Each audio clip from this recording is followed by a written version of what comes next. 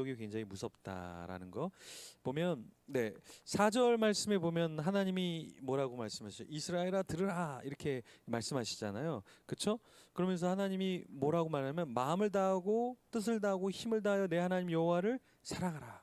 그러니까 하나님을 사랑하는 게 이웃을 사랑하는 것이고 우리를 자기 자신을 사랑하는 거잖아요. 근데 지금은 마음과 뜻과 힘을 다해서 미디어를 사랑하고 있는 족속들이 늘어나고 있다라는 거죠.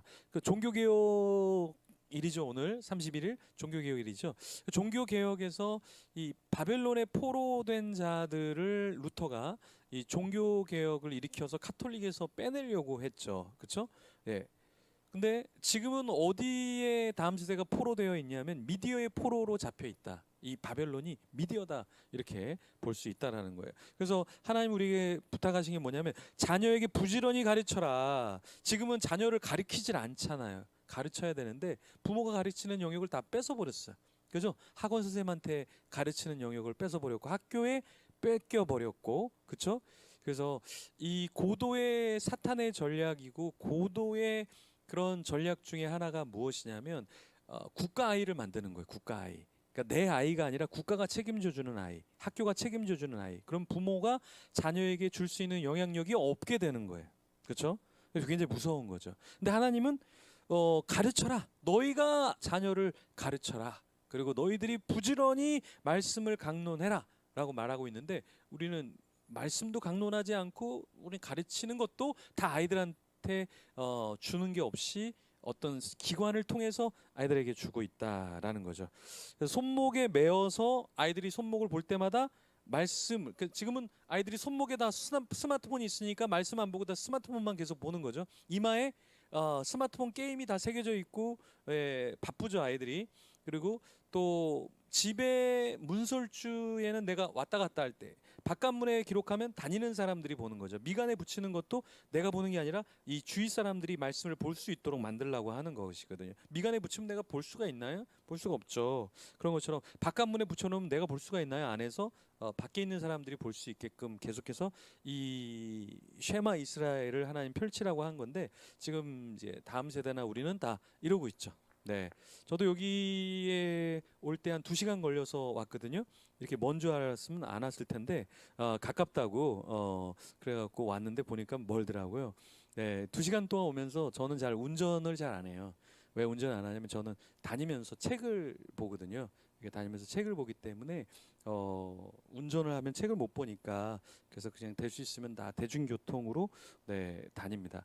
근데 이렇게 대중교통으로 다니면 책 보는 사람 거의 없고요. 다 스마트폰으로 게임하는 친구들, 뭐 뉴스 보는 사람들 또 요즘에 10대, 20대보다 유튜브를 누가 더 많이 봐요? 60대, 70대 어른들이 더 봐요. 10대, 20대는 그래도 다녀야 될 학교라도 있어요. 그렇죠? 근데 어른들은 노인대학 가도 다 그냥 퇴학 당해버리고 계속 유튜브만 보고 있죠. 그렇죠? 그러니까 어른들이 훨씬 더 미디어에 많이 노출이 돼 있어요. 그 드라마에 많이 노출이 돼 있고, 네, 이런 것들이 다 우리의 뇌를 잠식해 먹는다라는 거예요. 그래서 여러분들이 이제 기억이 막 가물가물하잖아요. 그리고 넘버 숫자를 잘 이렇게 암기 못하는 게 왜 그러냐면 이 스마트폰을 많이 보면 미디어를 많이 보면 단기 기억화되고 나중엔 단기 기억도 없는 게 되는 거죠. 그래서 이게 굉장히 무서운 거다.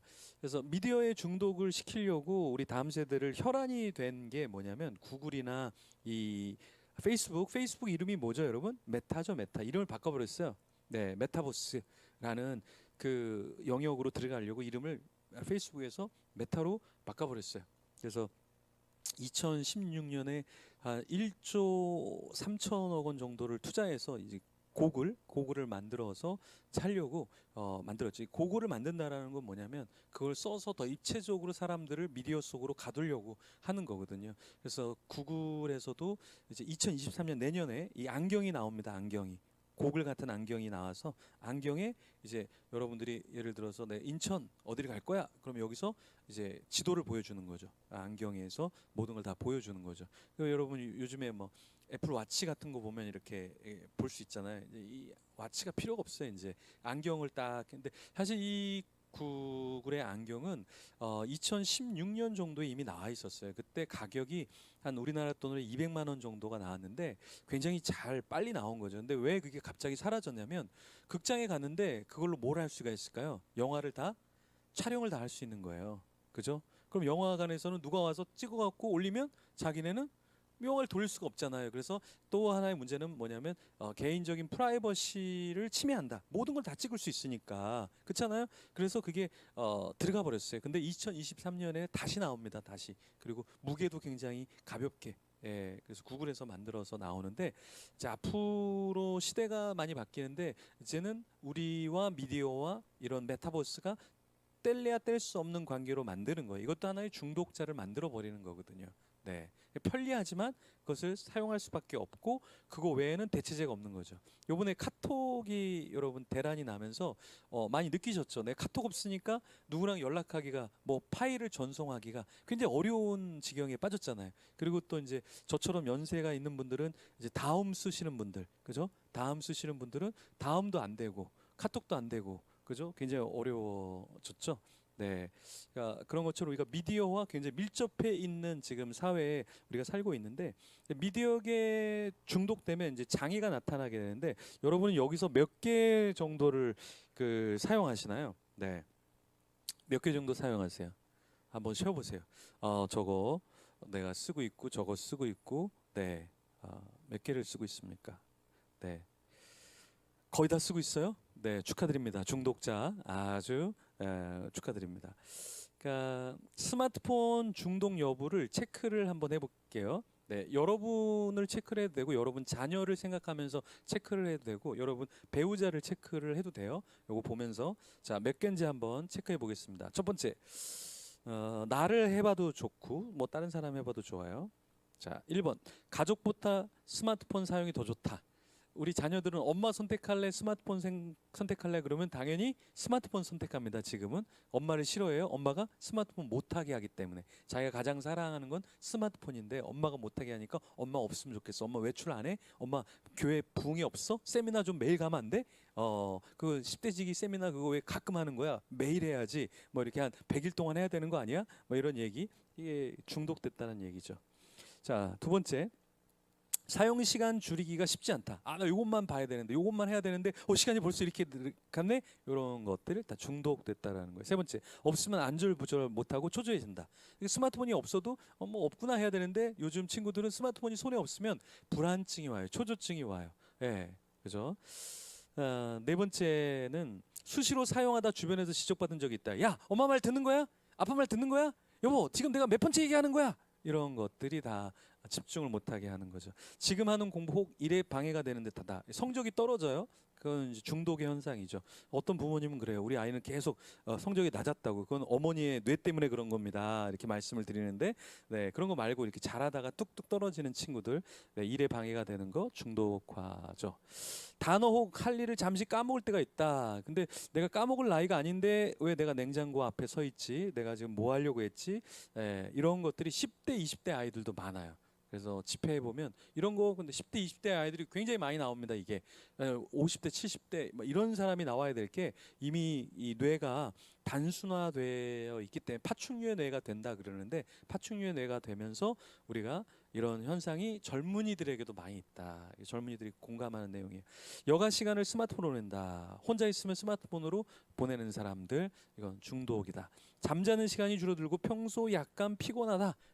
근데 스마트폰만 들면 안 피곤하다. 이런 것들. 예. 그리고 스마트폰 할 때 주의 소리를 잘 못 듣는다라는 거죠. 이렇게 가다가 뭐 소리를 빵빵하는 차 소리를 못 듣는다던가 네 이런 것들 수시로 스마트폰을 만지고 체크한다. 계속 스마트폰을 체크하고 만지는 것들은 중독의 현상이다라는 거예요. 자, 한번 자기를 대입해서 할 수도 있고 네 자녀를 대입해서 아마 했을 수도 있고 네 5개 이상 나오신 분 있어요? 5개 이상? 네, 좋습니다. 예, 중독자 네, 축하드립니다. 네. 5개 이상 중독이고요. 한 3-4개 이상 나오신 분 있어요? 3-4개 이상? 네. 네, 3-4개 이상. 네. 요런 분들은 굉장히 안전해요. 오늘까지 안전하고 내일부터는 바로 중독으로 빠집니다. 그 말은 뭐냐면 중독화가 일어나면 시간이 걸릴 뿐이지 바로 그 다음 단계로 넘어간다. 그러니까 예를 들어서 이런 거죠. 내가 술을 마시기 시작했어요. 근데 지금은 술을 한 병밖에 안 마셔. 그죠? 지금은 안전하죠. 근데 이 사람이 계속 술을 5년 동안 마시면 두 병을 마실까 한 병을 마실까? 당연히 5년이 지나면 두 병을 마시고 있다. 양이 늘기 때문에, 내성화의 법칙 때문에. 또 하나의 무서운 건 금단 현상. 금단 현상이란 건 끊어야 되는데 끊지 못하는 거. 끊으면 초조하고 불안하고 굉장히 막막하고 인생이 무너진 것 같은 거. 그래서 미디어 중독이 5개가 나온 사람하고 여기서 3개가 나온 사람은 다 똑같다. 왜 똑같은가? 5개 나온 사람은 중독군에 속하지만 3개 나온 사람은 안전할 것 같은데 하루 지나면 5개가 돼 있거든. 그죠? 5개 돼 있는 사람은요, 7개 되기가 몇 시간만 지나면 7개 돼버려요. 그렇잖아요. 그게 중독이라는 거예요. 그래서 중독이라는 것은 굉장히 무서운 거죠. 자, 이 시대를 우리가 뭐라고 얘기하냐면 우리 다음 세대를 알파 세대라고 얘기해요. 알파 세대. 알파 세대라는 건 뭐냐면 AI 인공지능을 탑재하고 경험하고 본능적으로 디지털 네이티브라고 그러죠. 디지털 네이티브.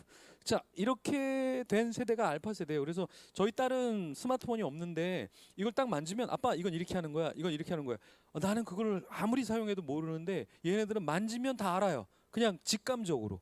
그래서 동영상 편집도 이 핸드폰으로 하는데 제가 요거 요렇게 하는 거야 딱 알려줬는데 동영상 편집을 저보다 더 잘해. 그냥 자기 직감적으로 그냥 다 해내는 거예요. 이 알파 세대가. 네, 굉장히 똑똑하죠. 지능적으로 우리는 나이가 들어서 이걸 만지는 거고 태어나면서 이걸 만지다 보니까 직감적으로, 네, 감각적으로 이걸 다 만진다라는 거예요. 랜선 시대, 인터넷으로 모든 게 연결되어 있는 초연결 사회를 우리가 살아가고 있죠. 포노사피엔스라는 것은 뭡니까? 이 최재봉 교수가 포노사피엔스라는 책을 썼는데 인류의 하나의 신체 기관이 새롭게 만들어졌는데 그게 스마트폰이라는 거죠. 우리는 스마트폰을 그냥 폰으로 쓰는데 우리 다음 세대는 이걸 하나의 신체 기관의 하나의 일부로 쓴다라는 거예요. 그래서 스타워치를 하는 이유도 애플 와치를 하는 이유도 뭡니까? 이게 하나의 신체 일부기 때문에 떨어지면 안 되는 거예요. 예를 들어 여러분이 손가락 하나를 떼어놨다가 붙였다가 하진 않잖아요. 항상 붙여놓잖아요. 그런 것처럼 이게 같이 있어야 안정감을 느낀다라는 겁니다. 근데 우리가 이제 알아야 될 게 뭐냐면 여러분들이 우리 자녀에게 이런 뭐 와치라든가 스마트폰을 최대한 안 줘야 되는 이유가 뭐냐면 학습을 할 때 안 줘야 되는 이유가 뭐냐면 사람에게는 멀티태스킹이라는 게 있는데 제가 이제 핸드폰이 여기 있잖아요. 핸드폰을 이렇게 갖고 있으면 옆에 있으면 나는 핸드폰을 생각하고 있지 않는데 뇌는 핸드폰을 생각하고 있다. 뇌파가. 그래서 그 다음 실험을 얘를 껐어요. 얘를 껐어요. 끄고 옆에다 놨어요. 근데 여전히 껐는데 뇌는 얘를 생각하고 같이 듀얼로 멀티태스킹을 하고 있다라는 거예요. 뇌가. 그럼 언제 인간의 뇌는 한 가지에 집중하는가? 얘가 이 자리에 없어야 돼. 이 자리에 없어야 돼. 그러니까 우리가 생각할 때는 얘가 있고 그럼 마음이 편한데 그러면 뇌는 집중을 못 한다라는 거예요. 그래서 이 다음 세대들이 폰을 갖고 음악을 틀어놓고 하는 거는 심리적인 안정감을 갖고 있을 수는 있지만 집중이나 효과는 좀 떨어질 수밖에 없다라는 거예요. 그래서 여러분들이 시험 공부할 때는 어때요? 초집중하려고 아무것도 안 두잖아요. 그죠? 인간은 알아요. 초집중해야 될 때를 딱 직감하고 모든 것이 다 필요 없다라고 셧다운을 시켜야 되는 거죠. 자, 스마트폰의 문제는 뭐냐면 주의력이 결핍된다. 네, 그리고 리셋 증후군이라는 게 되게 무서운데 우리 친구들은 리셋을 잘해요. 게임하다가 에이 다시 이 게임 재미없네. 근데 이게 어떻게 되냐면 나중에는 이 교회 이거 마음에 안 드네. 교회 접어. 이 학원 마음에 안 드네. 접어. 선생님 과외 선생님 엄마 과외 선생님 마음에 안 들어. 접어. 엄마도 접을래. 이게 뭐냐 리셋 증후군이라는 거예요. 너무 쉽게 포기하고 너무 쉽게 진료하는 거. 리셋 증후군이 미디어를 사용하는 다음 세대에게 있다라는 거예요. 우리는 어때요? 선생님이니까 졸업할 때까지는 그래도 예의를 지켜드려야지. 이런 게 있잖아요. 근데 지금은 그 게임을 지우듯이 관계성들을 다 지워버린다라는 거예요. 리셋 증후군. 디지털 격리 증후군이라는 것은 디지털이 없으면 되게 초조해하고 힘들어하는 거죠. 네. 이게 다음 세대 특징이다. 그리고 네 번째 대인 관계성이 부족하다. 그러니까 지금 다음 세대들이 굉장히 부족한 게 뭐냐? 지식은 되게 좋아요. 네, 체격, 예, 하드웨어 굉장히 좋아요. 근데 우리 다음 세대에 안 좋은 게 소프트웨어가 되게 안 좋아요. 그러니까 다 과외 선생님이 학원 선생님이 다 요리를 해줘야만 이해가 되고 네가 스스로 한번 찾아봐 그러면 못해요. 못해요. 가이드라인을 주셔야죠. 저는 잘 못해요. 이게 다음 세대 특징이에요. 여러분 찬양을 이렇게 해보면 이렇게 오늘 찬양팀 찬양하셨는데 막 우리는 예전에 이러잖아요. PPT 만들어 놓고 자 성령님이 인도하는 대로 우리는 찬양합니다. 이렇게 하다가 뭐 후렴부 갈 수 있고 1절 갈 수 있고 자, 뒤에 PPT 준비해 주세요. 그러면 PPT 하는 분이 뭐라 그래요? 네, 네, 그렇지 하죠 뭐. 네. 근데 지금 다음 주에 여러분 찬양 인도 그렇게 해보십시오. 모두 다 스탑입니다. 피아노 스탑이고요. PPT 엉망이에요.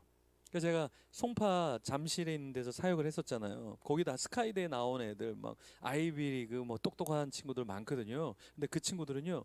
모든 것이 다 A, B, C, A, B, A, B, C, A, B 이렇게 딱 정해진 대로 가지 않으면 절대 못 따라온다. 왜 그러는가? 이 순발력도 떨어지고요. 네, 창의성도 떨어지고요. 네, 협력성도 떨어지고요. 딱 가이드 라인만 딱 따라가는 세대예요. 다음 세대가. 네, 그런 것들 아마 여러분들 좀 경험하실 텐데 그 중에 또 하나가 뭐냐면 대인 관계성이 부족하다. 네, 자기만 알아요. 자기만 알아. 근데 MZ 세대의 특징이 뭐냐면 다른 사람을 그렇게 크게 관여하지 않는다라는 거예요. 다른 사람이 틀려도 그렇게 관여하지 않아요. 쟤한테 내가 괜히 이상한 말 하는 것보다는 그냥 쟤는 제 인생을 사는 건데 그래서 관계성을 우리가 옛날에 생각하는 것처럼 제가 이러다가 뭐 곁길로 나가는 거 아니야? 이런 거 잘 신경 쓰지 않는다. 그러니까 자기 거, 자기 핸드폰, 자기 일 그냥 뭐 하다가 다른 사람도 잘 신경 안 써요. 네. 사실 신경 안 써요. 예전에 우리 같은 세대, 우리가 이제 다음 세대를 포스트 모던의 친구들이라고 얘기해요. 포스트 모던. 그러니까 포스트 모던은 1960년부터 시작이 됐는데, 근데 실제로 포스트 모던이 문화로 정착된 것은 2000년대를 전후로 2000년대 이후로 태어난 사람 포스트 모던 사람이다. 저는 이렇게 봐요. 그래서 여러분이 뭐 90년대생이 온다 이런 책이 있죠. 그것이 뭐냐면 기존에 있는 세대랑 1960년대 이후에 태어나서 이제 어느 정도 직장 생활을 하는 90년대가 1960년대 포스트 모던이 시작됐을 때 이 친구들이 그 영향을 받아서 30세가 되었을 때 직장에서의 어떤 생활을 할 때 예전의 기존의 모던의 사회와 굉장히 많이 다르다라는 거죠. 그죠? 그러니까 여러분이 2000년 이전에 태어나면 저처럼 이제 모던의 세대예요. 이제 곧 저천국을 향해서 가야 될 그런 세대죠. 근데 2000년대 이후, 1990년대 이후의 친구들은 이제 모던이 아니라 포스트 모던이기 때문에 옛날 같았으면 사장님이 자 5분 일찍 오세요. 그러면은 5분 일찍 와요. 그죠? 그리고 퇴근이 똑같죠? 그럼 지금 MZ 세대는 5분 일찍 왔으니까 5분 일찍 갈게요. 그리고 너 가면 안 돼. 아저씨 누구세요? 저 오늘 여기 그만뒀는데요. 이렇게 나온다라는 거죠. 그죠? 그래서 다음 그 담임 목사님들이 이렇게 만나면 고충이 많으세요. 아 요즘에 부교육자 때문에 너무 힘들다고 어떻게 해야 되냐고. 그래서 제가 몇 가지 얘기 드리면 바로 맞다고 그 자식이 그 자식 아니지. 네, 우리 전도사님이 딱 그렇다고. 이게 뭐냐 이 세대가 바뀌어서 그런 것도 있어요. 네. 그래서 MZ 세대의 특징이기도 한데 대인 관계성이 굉장히 많이 부족하다. 네. 그래서 이것도 여러분들이 좀 이해하시면 좋고요. 건강의 이슈 생기죠. 시력 저하, 피로감, 비만, 소화장애. 이 비만, 소화장애는 왜냐하면 가만히 앉아 있으니까 움직이지 않으니까. 그래서 수면 부족은 당연히 중독되니까 되는 거죠. 여러분 중에서 이렇게 핸드폰을 들고 있다가 핸드폰을 이렇게 밤에 떨어뜨려 본 적 있는 분 있어요? 떨어뜨려 본 적 계시죠? 네. 축하드립니다. 이게 중독자인데요. 이제 두 가지의 이유인데 한 가지는 이제 70대 어르신이라 손목에 힘이 없어서 떨어뜨리는 분. 또 하나는 이제 20대, 30대, 40대인데 스마트폰을 떨어뜨리는 이유는 중독됐기 때문에. 왜 그러냐면 여기 보면 잘 때 사람은 세라토닌이라는 호르몬이 나와요. 그래서 졸리게 돼 있어요. 멜라토닌이 나와서 내가 왜 이렇게 졸리지 하면서 자야 되는데 이걸 보고 있으면 이제 각성 호르몬인 도파민과 글루탐산이 나와서 말짱한 거예요. 나 엄청 일 많이 했는데 왜 잠이 안 오지? 하나님이 나에게 건강을 독수리처럼 날아오르게 하시는군. 날아오르자 스마트폰아. 그러면서 막 봐요. 그러더니 내가 이걸 왜 보고 있지? 이런 거 있잖아요. 보다 내가 이걸 왜 보고 있지? 이거 있죠. 그러다가 떨어뜨리죠. 이게 중독됐다는 얘기예요. 뭐냐? 나의 몸은 피곤해서 지금 세라토닌이 나와서 죽을 지경인데 각성 호르몬이 나오니까 해롱해롱 계속 보다가 몸이 도저히 못 해먹겠다 이 인간아 하고 포기해버린 거거든요. 그래서 핸드폰이 떨어지는 거예요. 그래서 제가 이 다음 세대 집회에 있을 때 이거 떨어뜨려 본 사람 그러면 100명 중에 한 70% 이상은 손을 듭니다. 예, 젊은 친구들인데 우수수 핸드폰을 떨어뜨린다는 거예요. 그래서 지금 젊은이들이 고등학교, 중학교 친구들은 학교를 가기 때문에 그나마 뭐 2시, 3시에는 주무셔요. 그분들이. 예, 부모님들 주무시는 거 보고 아 하나님이 사랑하시나 보다 잠을 주시네 우리 부모님들은 하고 이제 깨어 있죠 우리 친구들은. 근데 대부분 대학생들과 청년들은 몇 시에 잡니까 요즘에? 네 3시 4시 이렇게 자요. 네, 좀 늦게 주무시는 분이 한 5시에서 7시 정도에 주무십니다. 네, 서울에 있는 대형교회 목사님이 저를 예전에 찾아오셔갖고 목사님 저도 젊은이들 한번 좀 부흥시켜 보겠습니다. 그래서 대예배 11시를 제가 청년부 예배로 만들겠습니다. 그러더라고요. 되게 착하신 목사님인데 제가 그랬죠. 목사님 그럼 바로 망합니다. 대학생들 11시에 일어나는 사람 없어요. 요즘에 2시? 빨라요. 너무 빨라요. 2시는요. 우리 젊은이들을 좀 부흥시키고 같이 예배하려면 몇 시 예배해야 돼요? 한 3시, 4시, 5시 예배하면 딱 좋아요. 한 2시 정도 되면 일어나시거든요. 그래서 요즘엔 아점이라 그러잖아요. 아침 안 먹어요. 요즘에 아이들. 그렇죠? 그렇다고 이 친구들이 두 끼만 먹냐? 그것도 아니에요. 예? 11시, 12시, 1시, 2시에 일어나서 주섬주섬 먹다가 또 점심은 또 그렇게 먹고 저녁을 또 드시고 또 밤에 시장 하잖아요. 그렇죠? 세 끼는 똑같이 먹는데 시간대가 바뀌어 버린 거예요. 이게 뭐냐? 수면 인자가 나올 때 스마트폰 미디어를 하면 각성 호르몬이 나오기 때문에 잠이 안 오게 되고 몸이 망가지는 거예요. 자, 스마트폰의 뇌에 미치는 영향을 보면 자, 여기 아주 깔끔하게 보이는 부분이 있죠. 깔끔하게 보이는 거. 예. 이 정상 뇌파예요, 정상. 근데 스마트폰을 중독된 거는 뒤에가 빨간 게 굉장히 불규칙하고 앞에는 굉장히 또 보라색이 있죠. 이게 뭐냐면 이 스마트폰이나 미디어를 보면 뇌파가 움직일 때 이 보는 거 후각은 뭐냐면 이 시각만 담당하는 거거든요. 그러니까 보고 반응하니까 이게 불안정하게 나오는 거예요. 뇌파가 깨끗하지가 않는 거예요. 그렇죠? 그러다 보니까 이 뇌에 굉장히 큰 영향을 주는데 전두엽을 전혀 사용하지 않는다. 전두엽을. 그러니까 전두엽을 사용해야 이성적인 판단과 감성이 있는데 그런 게 없어지는 거예요. 그러니까 측두엽은 뭐냐? 이 뇌를 좀 설명을 드리면 뇌가 이렇게 돼 있잖아요. 사람의 뇌가. 전두엽은 이성적 감정, 어떤 운동, 지각 이걸 담당하고 측두엽은 언어를 잘하는 사람은 이 측두엽이 발달돼 있는 거고 그다음에 후두엽은 시각. 그러니까 이 스마트폰이나 게임을 할 때 여러분 게임하고 막 누를 때 기도하면서 한 번씩 누르나요? 여호와는 나의 목자시니 한 번 총알 쳤다가 푸른 초장으로 인도하여 이렇게 안 하잖아요. 어떻게 해요?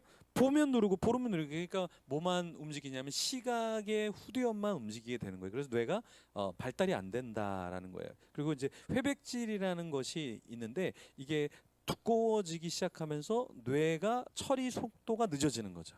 예, 까막까막하는 거죠. 그거 뭐더라? 이게 왜 그러냐면 이게 정상적으로 빨리빨리 가야 될 것들이 쌓여서 회백질이 생기면서 뇌가 제대로 작동을 하지 않는다라는 거예요. 네. 8%가 게임 중독. 네. 자, 게임에 빠지면 어떻게 되느냐면 결국에는 인간의 뇌가 파충류의 뇌가 된다라는 거예요. 파충류의 뇌는 뭐냐면 보면 착각적으로 반응하는 게 파충류의 뇌죠. 그래서 인간의 뇌가 파충류의 뇌가 된다라는 거예요. 그래서 전두엽을 개발을 시켜야 되는데 우리가 청소년을 예전에는 13살에서 청소년의 나이를 18이라고 얘기했어요. 근데 지금 뇌각이 발달되면서 청소년의 나이를 몇 살까지를 청소년으로 보냐면 25까지를 청소년이라고 봐요.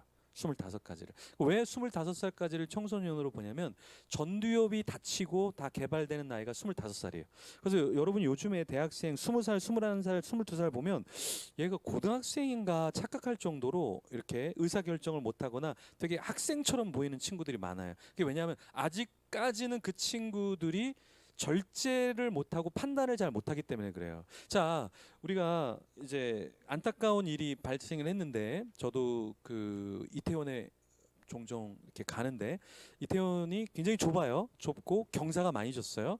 그럼 만약에 그 이태원에 40대, 50대, 60대, 70대 분들이 많이 아마 거기 가 있었으면 통제를 했을 거야. 절제를 했을 거야. 근데 요번에 많이 죽은 사람들의 연령이 10대랑 20대라 그랬죠. 이 친구들에게 없는 게 뭐냐면 전두엽이 다 개발이 안 됐기 때문에 절제가 안 되는 거예요. 그럼 예를 들어서 사람들이 저렇게 많으면 압살을 당할 수 있겠다라는 생각을 누군가는 할 수 있는데 절제가 안 되니까 계속 밀어붙이는 거죠. 밀어붙이는 거죠. 그렇죠? 그러다 압사가 일어났잖아요. 그러니까 이게 왜 그러냐면 우리가 25세까지는 절제와 상황 파악을 전두엽이 다 개발이 안 됐기 때문에 상황 파악이 잘 안 되는 거예요. 그래서 여러분들 그루밍 있죠, 그루밍.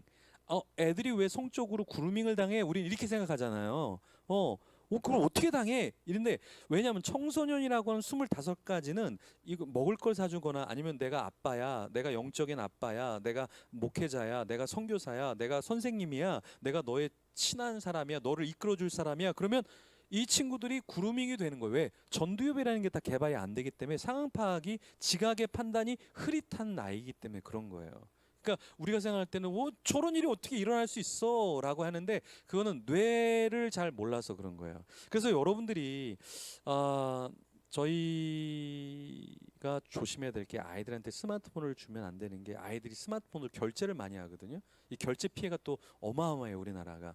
그러면 부모님들 생각할 때는 너 이거 왜 결제했어? 이렇게 되잖아요. 근데 요즘 결제 시스템이 되게 간단해요.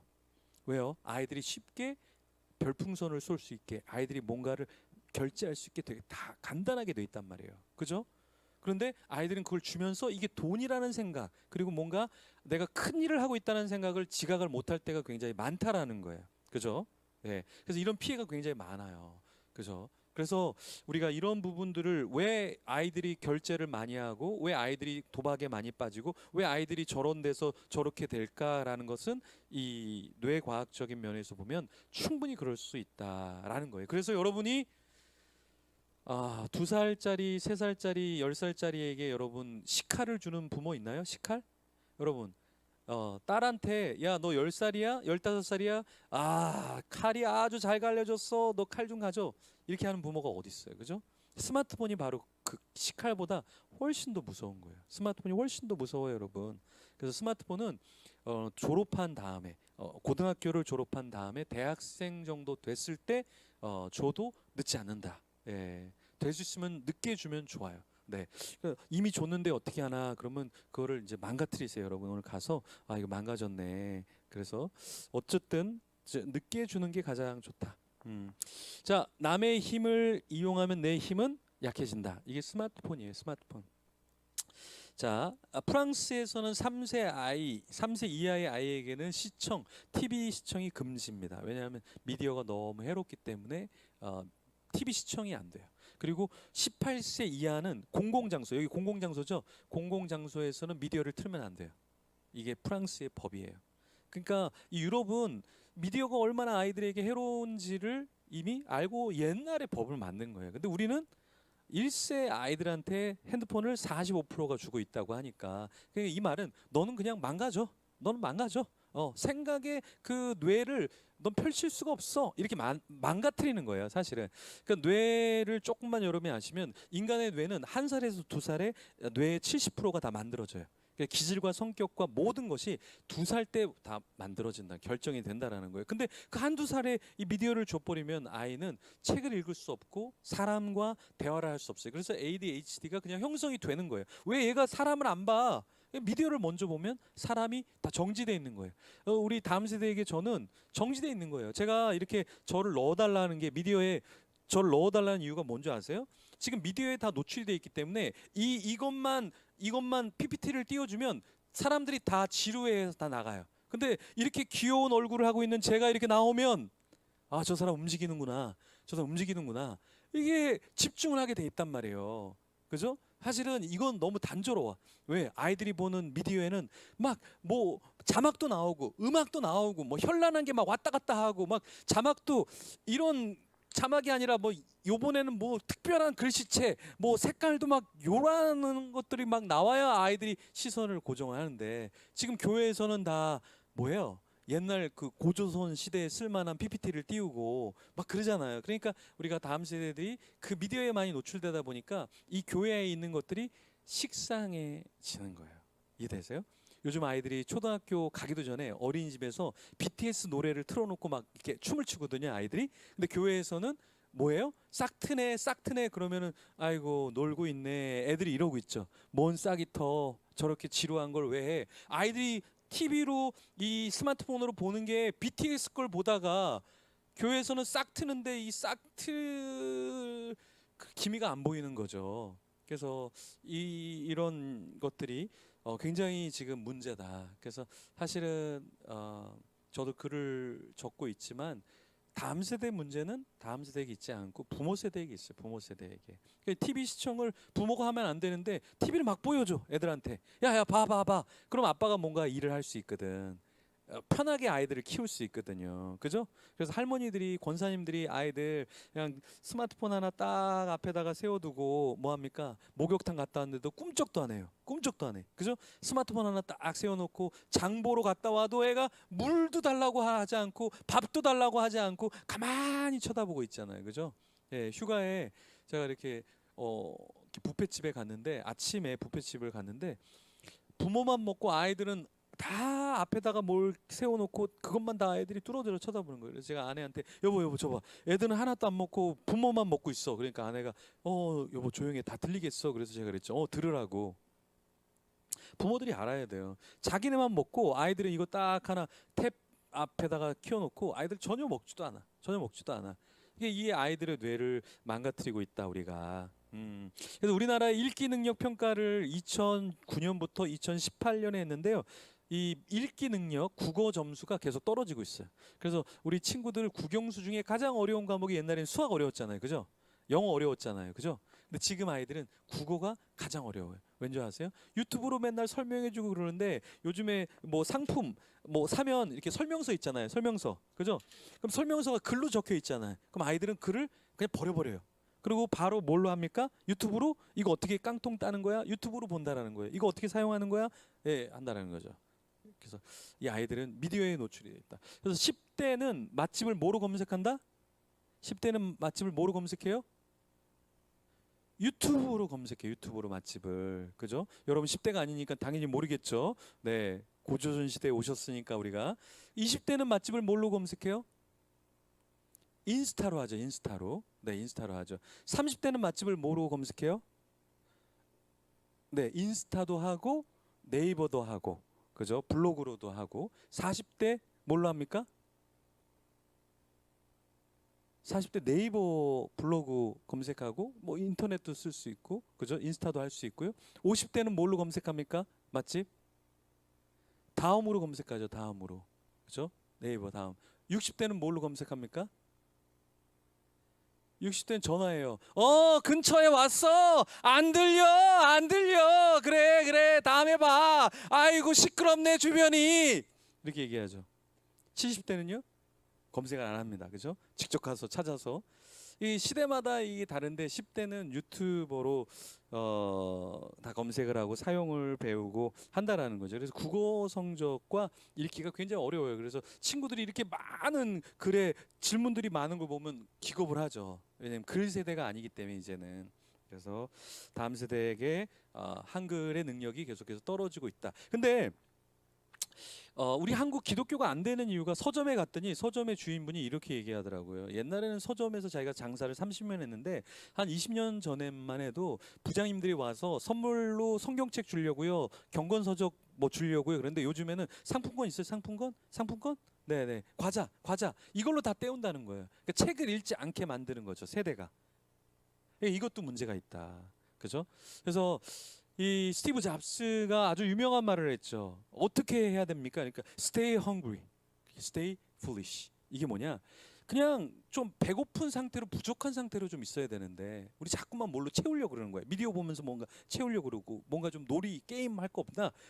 그냥 좀 뭔가 좀 풀리시한 것처럼 어리석은 것처럼 뭐 할 게 없나? 뭐 할 게 없나?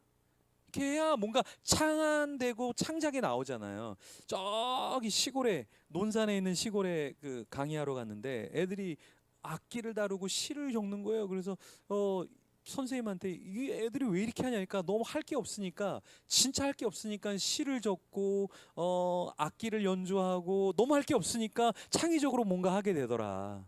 그러니까 스티브 잡스의 말이 맞아요. 그러니까 위대한 인물이 된다라는 건 뭐냐면 좀 부족한 상태로 좀 있어야 돼. 부족한 상태로. 모든 게 다 소리로 가득 채워지면 오히려 더 피곤하고 오히려 더 창조성이 없는 거죠. 그렇죠? 그래서 좀 비워야 돼. 비워야 돼. 네, 비워야 돼. 그래서 네, 어리석게 아무것도 안 하게. 그래서 그 대기업들이 뭐 합니까? 대기업들이 쉬는 시간을 주잖아요. 우리가 볼 때는 야 이거 쉬는 시간이 그게 아니라 쉬는 시간에 뭐 하라고요? 창안하고 창작하라고 시간을 일부러 그렇게 주는 거예요. 그게 노는 게 아니거든 사실은. 그죠? CEO들이 어디 나가서 바닷가에 가만히 있는 거는 사실 가만히 있는 게 아니라 쉬면서 재충전하는 거거든요. 그렇죠? 근데 우리 다음 세대도 그래야 되는데 쉴 수 없게 만들죠. 계속 뇌가 돌아가게 만들어요. 뇌가 돌아가게. 그러니까 뇌가 돌아가게 되면 문제가 뭐예요? 여러분 공황장애라는 게 뭐예요? 공황장애? 공황장애가 뭐예요? 쉬어야 되는데 뇌가 계속 돌아가는 거예요. 계속 돌아가는 거죠. 그러니까 몸이 이거 뭐야 위기 의식을 느끼니까 안 되겠다. 셧다운 시켜야겠다. 그래서 푹 쓰러지게 만드는 거잖아요. 발작을 이렇게 만드는 거잖아요. 그게 뭐예요? 공황장애예요. 야, 너 스스로가 교감신경과 부교감신경이 제대로 역할을 못하네. 야, 셧다운. 그러니까 마치 컴퓨터에서 얘가 렉이 걸린 거야. 너무 돌아가니까. 한 30일을 안 끄고 30일을 안 끄고 계속 돌아가니까 컴퓨터가 너무 닳아져 갖고 야 셧다운 시켜 그냥 끊어버려. 그래서 그냥 팍 나가버리는 거예요. 인간도 똑같은 거 하나님 그렇게 만드셨죠. 제가 여름에 이렇게 집회를 가는데 저쪽에 충청남도에 집회를 가는데요. 내비를 보고 가야 되잖아요. 그래서 핸드폰을 켜고 이렇게 내비를 딱 보고 가는데 갑자기 얘가 먹통이 되는 거예요. 그래서 보니까 얘가 너무 달궈져 갖고 태양빛이 뜨겁고 얘가 또 충전이 되니까 이게 딱 하니까 얘가 너무 뜨거워지니까 이게 셧다운을 시키더라고 자기 자체가. 깜짝 놀랐어요. 한 번도 제가 핸드폰을 쓰면서 얘가 자체적으로 먹통이 돼서 셧다운 된 적이 없는데 그래서 얘가 열을 받았구나 만져보니까 그래서 제가 마시고 있던 아이스 커피 위에다가 얘를 딱 올려놨거든요. 그러니까 1, 2분 되니까 다 가라앉더라고요. 키니까 작동이 되더라고요. 처음 겪어봤어요. 얘가 열 받으면 셧다운이 자동으로 되네. 근데 인간도 그렇다는 거예요. 인간도.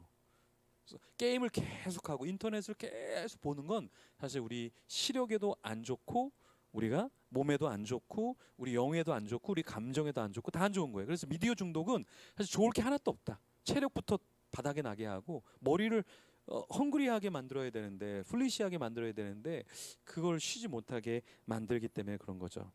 자, 인스타 브레인이라는 책인데요. 이게 뭐냐? 인스타를 많이 하면 자존감이 낮아진대요. 이거를 그 페이스북에서도 사실 내부적으로도 이게 자료를 갖고 있었는데 이거를 공개를 안 했죠. 그래서 여기에 있던 회사의 한 사람이 나와갖고 이거를 고자질을 했어요. 그래서 페이스북이 주가가 한참 떨어진 적이 있었어요.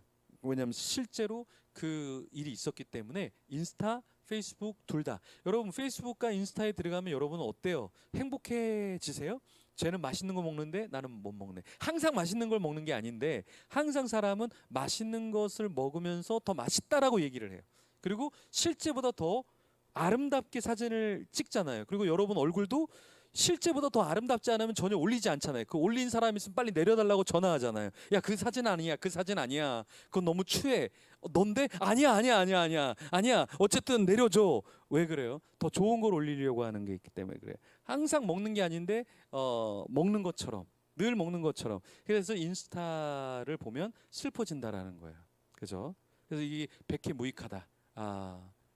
그런 것도 우리가 생각을 해야 됩니다. 자, 스마트폰이 정서에 미치는 걸 보면 이게 보면 스마트폰을 우리가 사용을 안 하면 정서의 통제 능력이 올라가요. 근데 스마트폰을 사용하고 있으면 정서의 통제력이 떨어져요. 그건 뭐냐면 여러분 이게 미디어 게임을 막 하고 있어요. 그런데 야야야야 너 하지 마.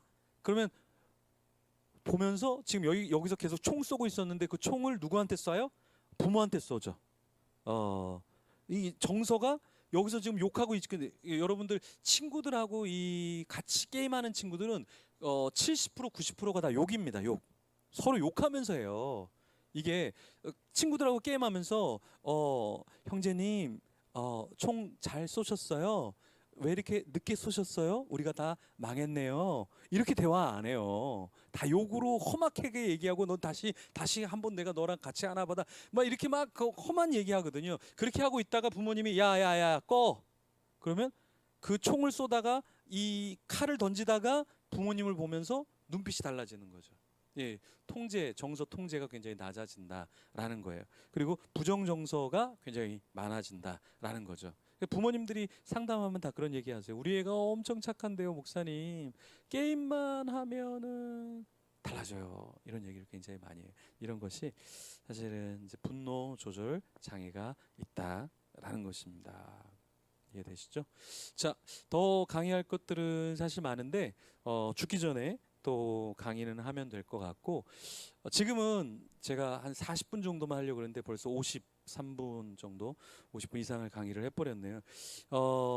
한 7분 정도, 네, 7분 정도 질문을 해주시고 제가 답변을 하도록 할게요. 뭐 질문은 걱정 안 하셔도 돼요. 하나 질문해도 7분 정도는 제가 답변을 할 수가 있습니다.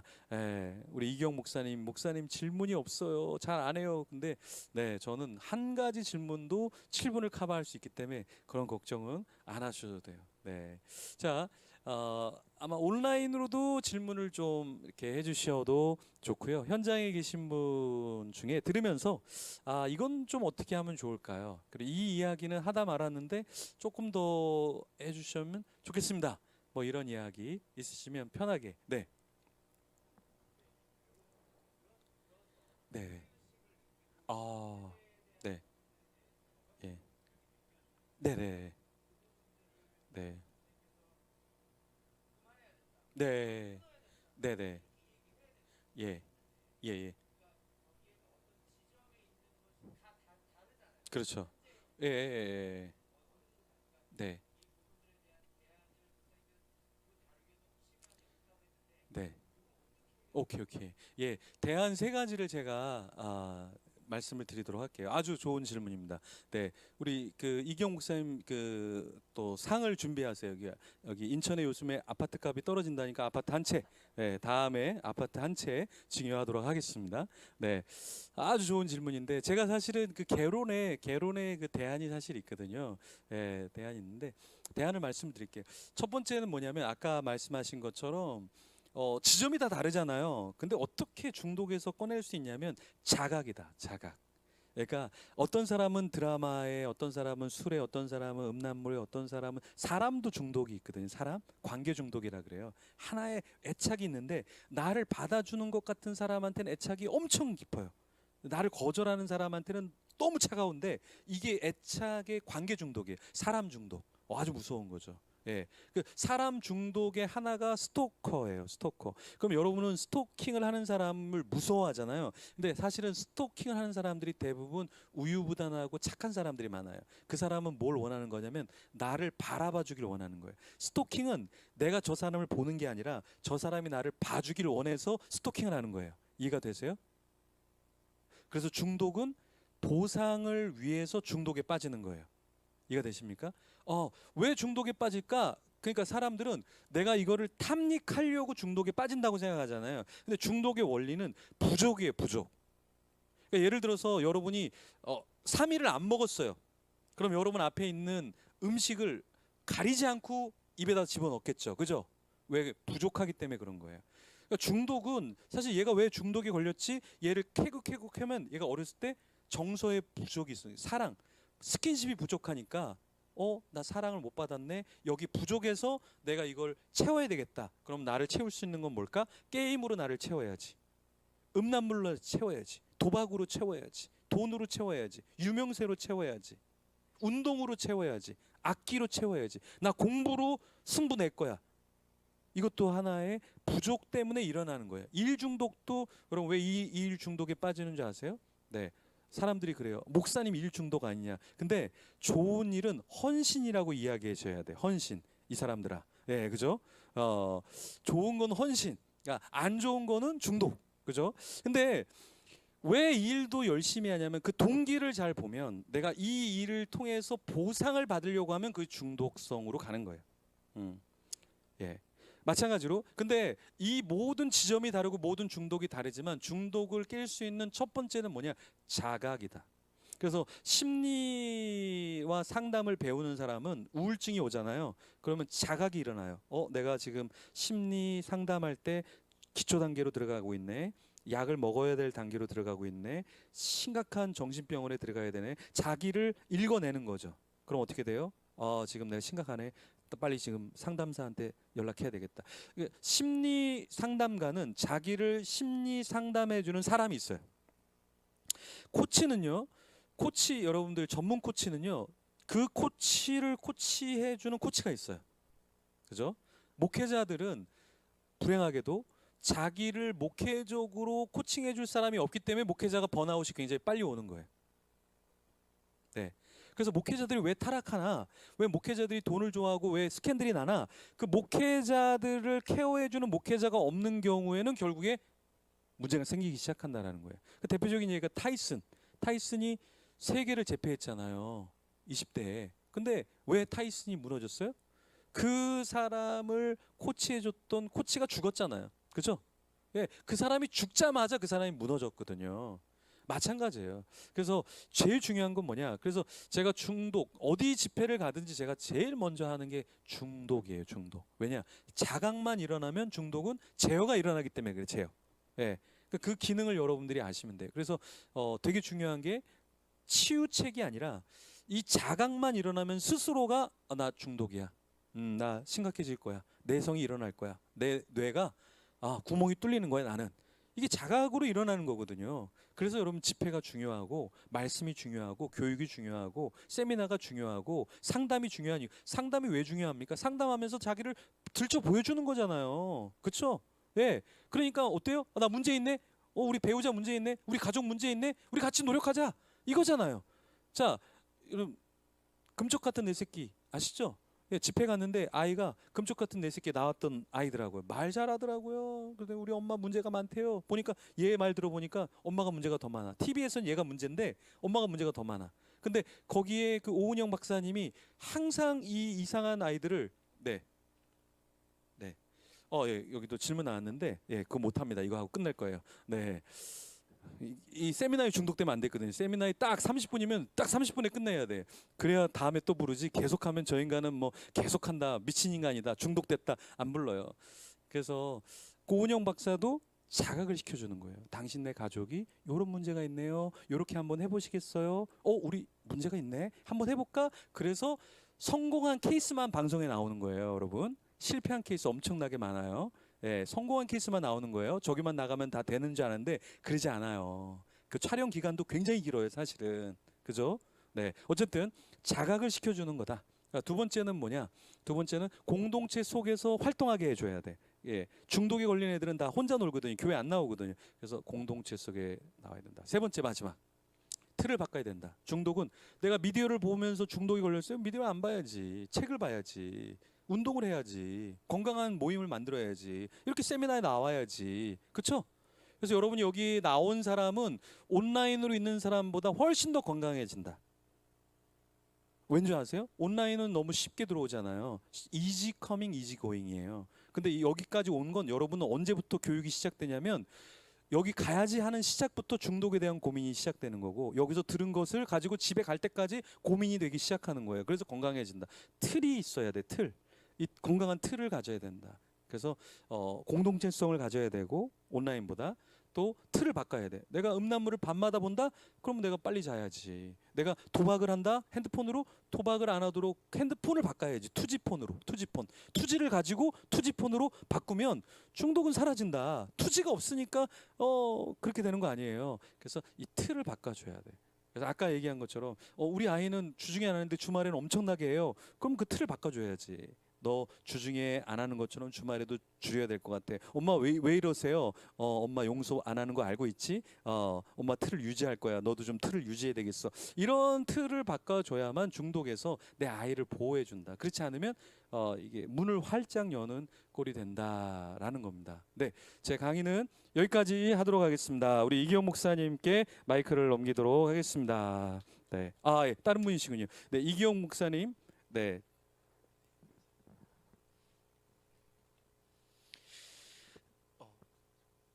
귀한 강의해 주신 강사님께 다시 한 번 더 박수로 이제 감사를 표하겠습니다. 감사합니다. 네, 광고를 전해드리도록 하겠습니다. 인천 10대지기 페이스북을 검색하셔서 좋아요를 꼭 눌러주시기를 부탁드립니다. 과제가 있죠. 늘 저희가 강의를 듣고 느낀 점과 또 적용을 어떻게 할지에 대한 부분들, 그리고 소그룹 모임을 통해서 나오는 실습 과제 내용들을 과제물로 제출해 주시기를 바랍니다. 오늘도 시상이 있었는데요. 토요일까지 제출한 분에 한해서만 시상을 합니다. 저희가 사전에 읽어보고 선출하는 작업이 있기 때문에 토요일까지 보내주시면 됩니다. 네. 조에 대해서는 이미 알고 계시니까요. 조를 발표하는 것보다 조별 모임을 권장합니다. 저희는 여기에 모여서 강의가 끝나고 하시는 조별 모임뿐 아니라 혹여 가능하시다면 조별로 한번 따로 모이셔서 못다한 이야기들을 나누시는 것도 추천드리고 있습니다. 조장과 조모임 하시는 분들이 한번 진지하게 이야기 나눠주시기를 바랍니다. 다음 주 강의에 대해서 광고 드립니다. 중요합니다. 잘 들어주시기 바랍니다. 다음 주 강의를 진행하시는 김태희 목사님께서 저희한테 강의안을 보내주셨는데요. 강의안이 무려 104페이지입니다. 네. 열정적인 분이에요. 부산에서 올라오십니다. 아주 대단한 분인데요. 그러다 보니까 저희가 안을 내기를 어떻게 했느냐, 두 가지 안을 드립니다.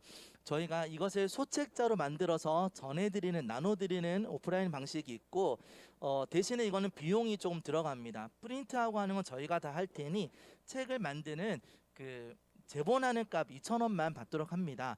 그래서 만약에 2,000원 제본값을 내는 게 나는 부담이 된다 하시는 분들은 말씀해 주시면 PDF 파일로 드릴 테니까요. 그걸 가지고 프린트를 하시거나 또는 파일을 가지고 오셔서 강의에 참여하실 수 있도록 그렇게 하겠습니다. 소그룹 모임을 진행하시면서 소그룹장 분들에게 저는 제본을 하길 원해요. 또는 PDF 파일을 주세요. 라고 오늘 말씀해 주시면 그대로 진행하도록 하겠습니다. 네, 수료 조건에 대해서도 잘 알고 계실 텐데요. 2번 이상 결석하시면 안 됩니다. 저는 오늘 너무 몸이 아파서 참석할 수 없어서 온라인으로 강의를 듣고 싶어요. 가능합니다. 온라인으로 강의를 들으시고 똑같이 과제물을 제출해 주시면 인정해 드리도록 하겠습니다.